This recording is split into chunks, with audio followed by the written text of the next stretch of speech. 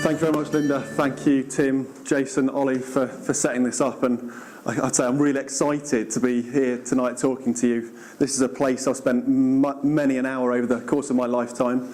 This is my football club. I spent a lot of time here growing up. And to be able to be here tonight talking about sports and autism is a real pleasure for me. Just to tell you a little bit about my professional background. I obviously grew up here, went to school here. I went to work for the National Autistic Society for 7 years. I worked within the employment service of the National Autistic Society. So a lot of my time, up till I came back to develop Autism Guernsey, was spent with adults, almost all of whom had Asperger's syndrome. So that was looking at employment, working with individuals who were in mainstream employment, working with businesses. I then came back about 2 years ago now to set up Autism Guernsey. We've just, I was telling Linda before, we've just taken on some bank staff now, so we've actually got 12 staff in total, which is amazing, really.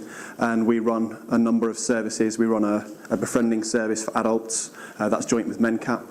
We run an independent living service where we get young adults moving out of the family home into their own homes. We run an outreach service where we go and work with individuals and families, and through that we have a youth club we're just setting up. We have an interest group for adults, like a social group. And we also do some work in some of the schools, Elizabeth College, with some of the pupils there. And I just started the business training consultancy service where we work with businesses and employ staff on the autism spectrum. I have got a little bit of information here about Autism Guernsey, but I'm going to park that there now and get onto the sport stuff, because obviously you're all here to talk about sport, and it's great to see people from so many different backgrounds, really, from the different sports, working with people of different ages and different abilities. And you know, I'm not the expert in here by a long way. You know, you all come to this with your own experiences of coaching at whatever level that is. Whether you've been coaching for a long time, whether you coach full time, whether that's something you're very new to. I really encourage you throughout the evening to apply what you would do with your own coaching style and just adapt it to the stuff I'm talking about tonight. Because ultimately, you know, you'll have your own coaching style. And working with someone with autism, it's just another person who's going to be you're going to be working with. So we've got 3 aims for tonight. So the 3 aims for tonight are to increase your understanding of autism spectrum conditions. Secondly, to increase your confidence when working with people on the autism spectrum. And thirdly, to offer a range of practical strategies. Now, I am conscious of time. This is going to be quite a fast-paced session. We've also got Mike Hutting, who's a Paralympic coach, who's going to Skype in at 7:30. So fingers crossed the technology works on that one. Now, I always start my sessions with this quote here. And if we just take a moment to have a read through this quote, I think this, for me, sets the scene pretty well.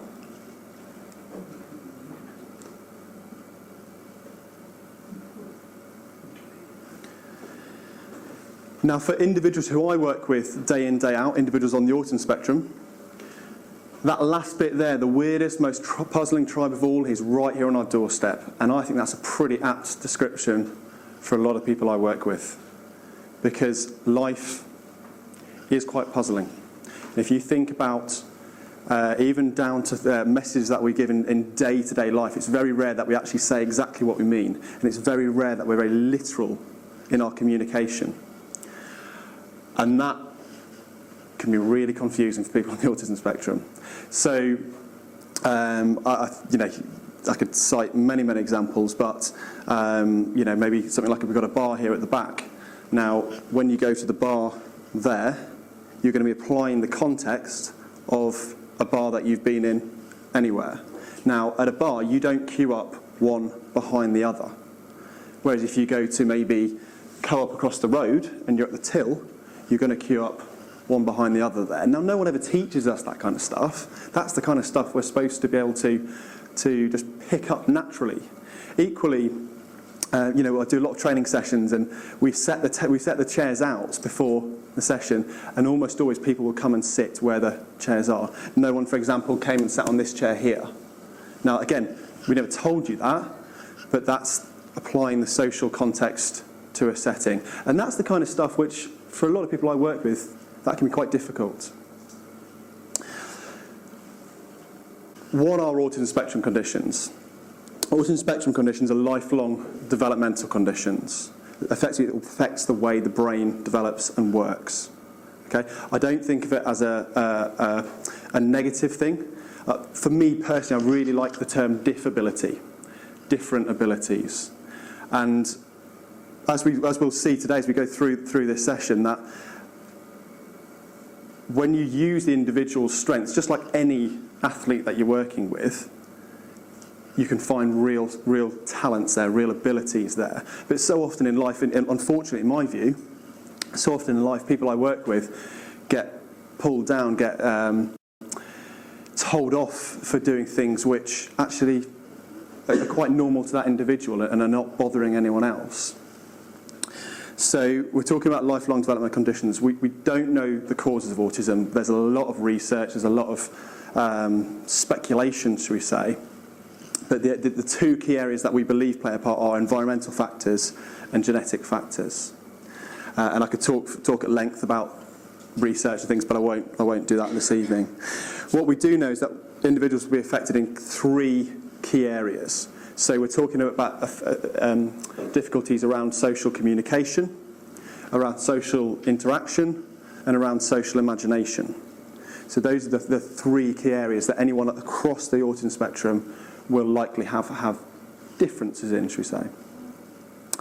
And we know that autism as a condition affects around 1% of the population, so around 1 in 100. So people often ask me how many people in Guernsey are on the autism spectrum, and there are no statistics, we simply don't know, but we can assume that there are around 600 people, because that's the stat that's used in most of the Western world. So we've been no different in Guernsey. And we also know that 4 males are diagnosed for every 1 female.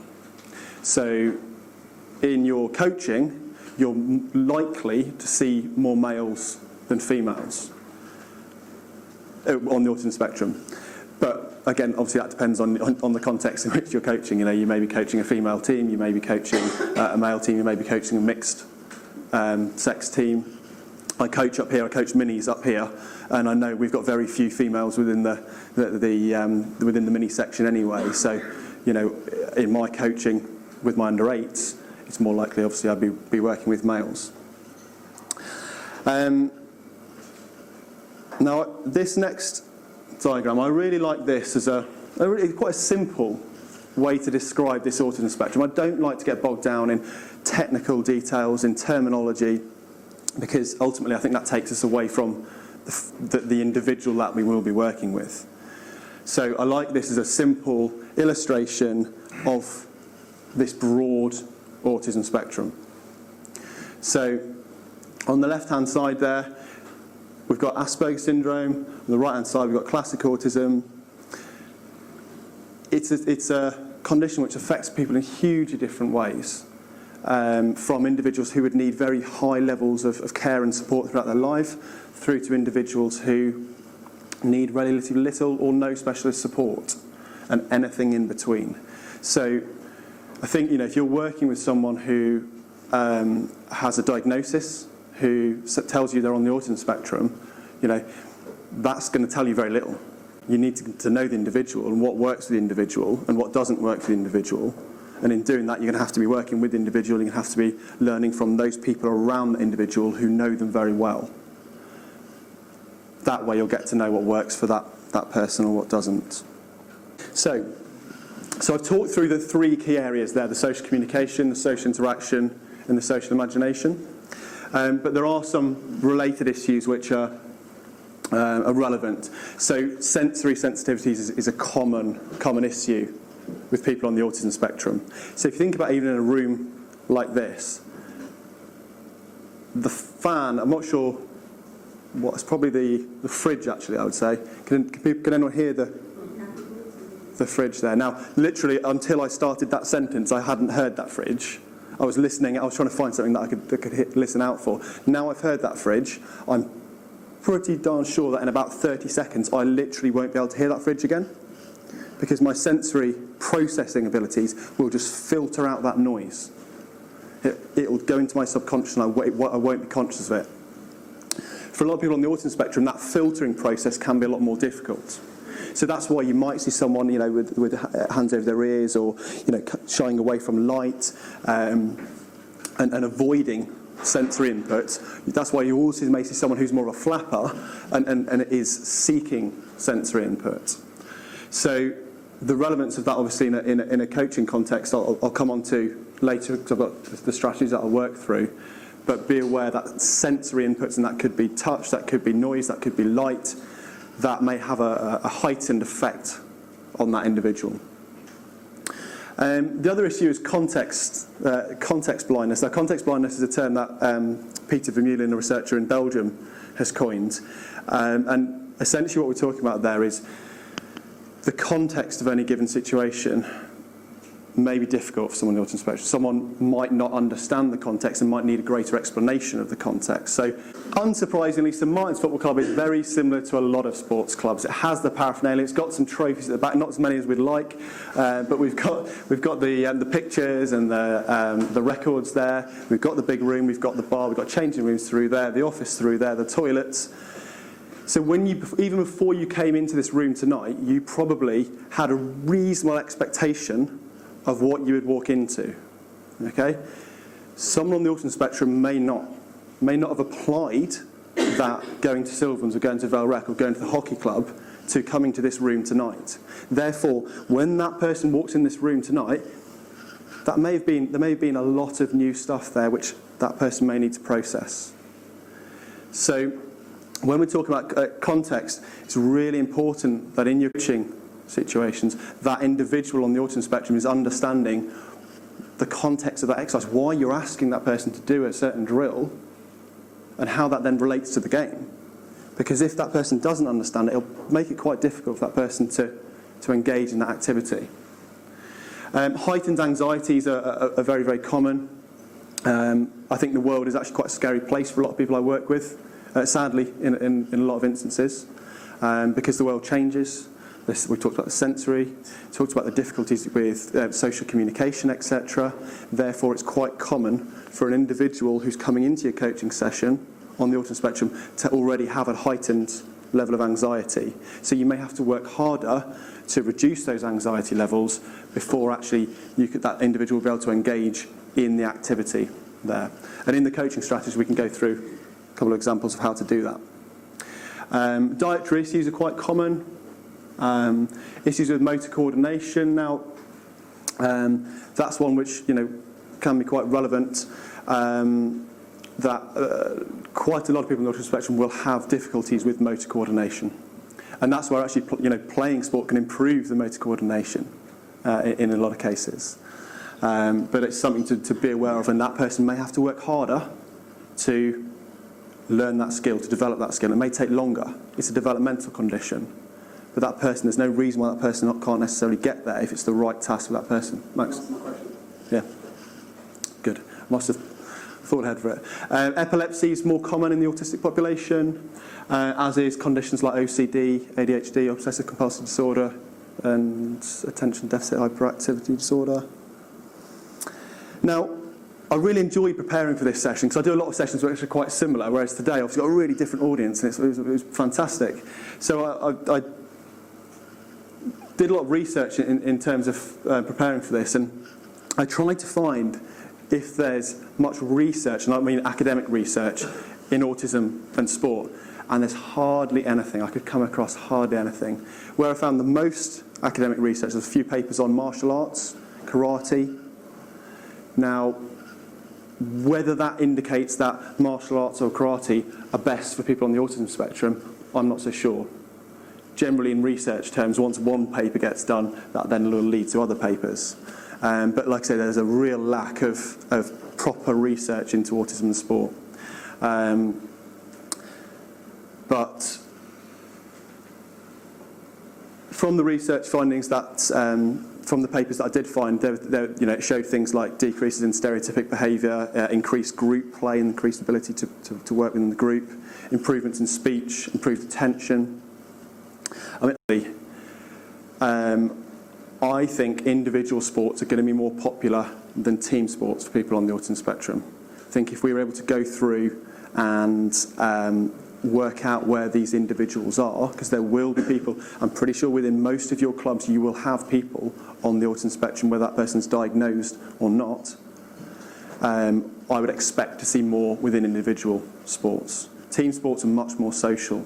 On a team sport, it might be something as seemingly simple as that end of season tour, which stops the person actually wanting to get involved at the start because they're worried about going on tour because they don't know them, they don't know the people, they might be rooming with someone, there might be all sorts of social barriers there to getting involved with team sports. Like I said, that's not to say that team sports will not have people on the autism spectrum, but like I said, I would expect to see anecdotally more people in individual sports. Also, for some people, that concept of the winning and losing can actually be a really difficult concept. There's quite a lot of people I know who have real issues with concepts like that, and therefore may choose sports which are not about winning and losing, but it's maybe sports which are about taking part, or sports where there's an individual goal.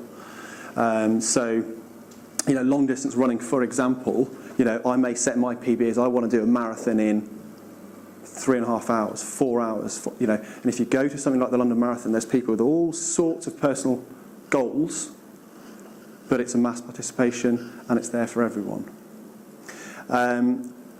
There's very few disclosed elite athletes I can find. I've done a bit of research and I can't find many disclosed athletes elite athletes at all.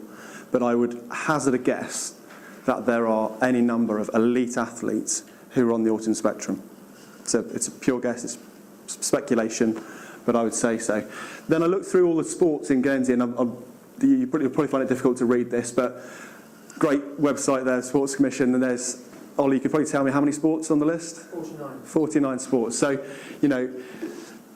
we may need to think a bit creatively with sports in terms of what sports would work best for that individual on the autism spectrum there. And I know when I was at school, I went to Elizabeth College, and kind of football and cricket and hockey were the main sports, and that's where a lot of the focus was. But actually, is Rob Harnish here tonight? I don't know. I've not actually met Rob, but I know Rob was on the list. Rob does fencing at college, and that is going great guns by all accounts. I work with some people who attend his sessions, and I know there's a sport like fencing, which when I was at college was not a popular sport. It's a really popular sport now. So there's loads of sports going on, plenty of choice. I then thought about sporting rituals, and if you read this quote from Rafa Nadal, I found it a really interesting quote. I don't know if everyone might not be able to see that, but this is a quote from Rafa Nadal about his preparation for a game and how he approaches his game of tennis. I then put 2 bottles down at my feet, in front of my chair to my left, one neatly behind the other, diagonally aimed at the court. Some call it superstition, but it's not. If it were superstition, why would I keep doing the same thing over and over again, whether I win or lose? It's a way of placing myself in a match, ordering my surroundings to match the order I seek in my head. Now, I'm not for a second saying that Rafael Nadal is on the autism spectrum. That's not what I'm saying. What I'm saying is within sport, and within elite sport, you can find any number of examples of superstitious behaviour or rituals that elite performers do. And it's that last bit there. It's a way of placing that individual in the setting, getting it in order, getting in the zone to be able to perform. Now, I think for a lot of people I work with, placing themselves in the surroundings is a very common scenario. A lot of people I work with, it takes time to get used to surroundings and get in that zone where that individual can work and act, do things. So, some people I work with, I might be, I don't know, going to Social Security, for example. I quite regularly go down there with people, and when that person walks in, they may look around, they may go and touch a few things, and may sort of just get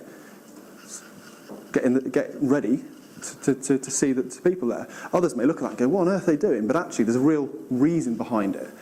So the point I'm trying to make here is, if you see someone on the autism spectrum doing something which isn't sort of the norm within your group, don't challenge it unless it needs challenging. You know, because that might be that person's way of ordering the surroundings and allowing that person to engage.